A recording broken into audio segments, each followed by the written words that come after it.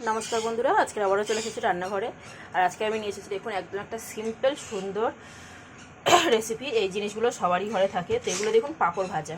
সন্ধ্যাবেলা চা খাবো বলে পাঁপড় ভেজেছিলাম। তো আমার ছেলে খাবে খাবে করে জেদ করছিল, অল্পই খেয়েছে, তারপর আর খাইনি। তো এখানে একটু আলু সিদ্ধ নিয়েছি, দুটো আলু সিদ্ধ নিয়েছি, যেমন ইচ্ছে কেটে নিন। আমি এখানে লম্বা লম্বা করে কেটেছি। আর এখানে নিয়েছি ধনে পাতা, এখানে নিয়েছি একটা বড় সাইজের টমেটো, এইভাবে ছোট ছোট কুচি কুচি করে কেটে। এখানে নিয়েছি আদা আর কাঁচা লঙ্কা বাটা। এখানে কাঁচা লঙ্কা আর আদা বাটাটা নিয়েছি। এখানে নিয়েছি দুটো কাঁচা লঙ্কা চেরা। আর এখানে এগুলো ঘরে খাবো বলেই ভেজেছিলাম, তাই যেমন ইচ্ছেও ভেজেছি, কোনো শেপ টেপ দিইনি, নিজেদের পছন্দ মতো করে ভেজে নিতে পারেন। আর এখানে আছে পাঁপড় ভাজার তেল।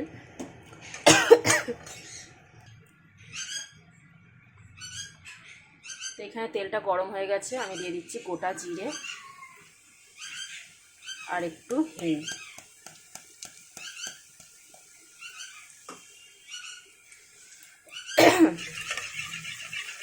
এটাকে বেশ ভালো করে ভেজে নিলাম মশলা এতে ফোড়নে। এটা কিন্তু যে কোনো নিরামিষ দিনে আমরা সবসময় ভাবি যে কী রান্না করব, কিছুই মাথায় আসছে না। তো সেই জন্য এই রান্নাটা আপনারা চটপট করে নিতে পারেন। সবসময় ঘরে এইসব জিনিস প্রেজেন্ট থাকে।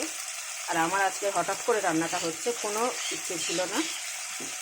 পাঁপড়গুলো রেখে দিলে সেই নরম হয়ে যাবে, আর এগুলো বাড়তি পাঁপড়, বাচ্চাকে তো খাওয়াতে পারবো না, তেলের গন্ধও হয়ে যাবে।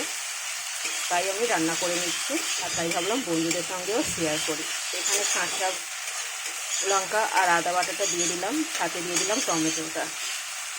দিয়ে বেশিক্ষণ ভাজার দরকার নেই, কারণ আদা কাঁচা লঙ্কার যে স্মেলটা সেটা খুব ভালো লাগে এই তরকারিতে। সরি বন্ধুরা। এরপরে দিয়ে দিলাম আলু, সেদ্ধ করা আলু। খুব বেশি সময় লাগবে না রান্না করতে। সামান্য একটু তেলের সাথে আমি নাড়াচাড়া করে নিলাম। এখানে দেখুন খুব সুন্দর করে একটুখানি তেলের মধ্যে আলুটাকে মশলার সাথে নাড়াচাড়া করে নিয়েছি। এবার দিয়ে দেবো ঘরোয়া মশলাগুলো। সবার আগে দিয়ে দিলাম নুন,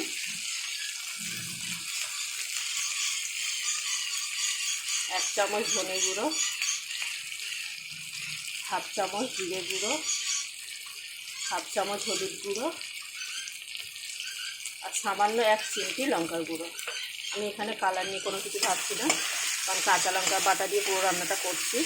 আর যেহেতু বাচ্চারা খাবে, তাই একটু লঙ্কাটা কমই ব্যবহার করলাম। আর নিরামিষ রান্না। এখানে দেখুন মশলাটা দিয়েও একটু নাড়াচাড়া করে নিচ্ছি। কত সুন্দর কালার এসে গেছে অলরেডি। আলুটা সেদ্ধ করা থাকলে ঠিক 5 মিনিটে রান্না কমপ্লিট হয়ে যাবে। আমি এখানে আলু ব্যবহার করেছি, বন্ধুরা চাইলেই দিতে পারে, নাও চাইলে দিতে পারে। এমনি শুধু পাঁপড়ে কষা কষা তরকারি করে দিতে পারে। পাঁপড়ের ভালো রেসিপি অন্য সময় আমি ছাড়বো। সরি। এখানে দেখুন কথা বলতে বলতে মশলাটা বেশ নাড়াচাড়া করে নিয়েছি। আর আজকে একটু তেলটা বেশি দিয়ে রান্না করেছি, কারণ কড়াই যতটা তেল ছিল ততটা। এখানে জল দিয়ে দিলাম।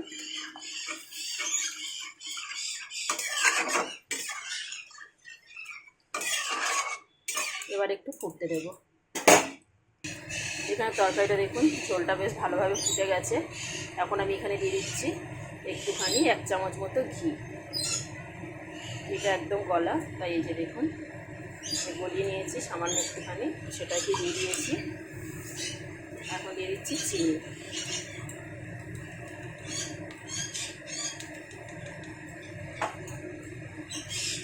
এখন আমি এখানে দিয়ে দিলাম কাঁচা লঙ্কা কাটাটা, কেটে রাখা কাঁচা লঙ্কা আর ধনে পাতা।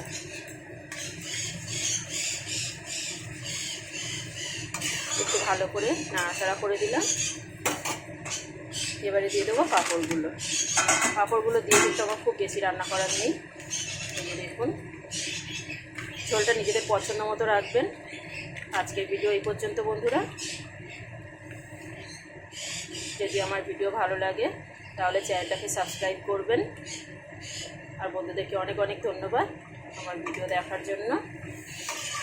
তো আজকের মতো টাটা। রান্না আমার কমপ্লিট।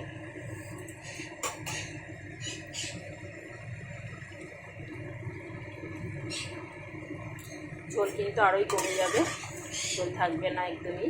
তাই আমি এই অবস্থাতেই গ্যাসটাকে অফ করে দিচ্ছি। তো টাটা বন্ধুরা।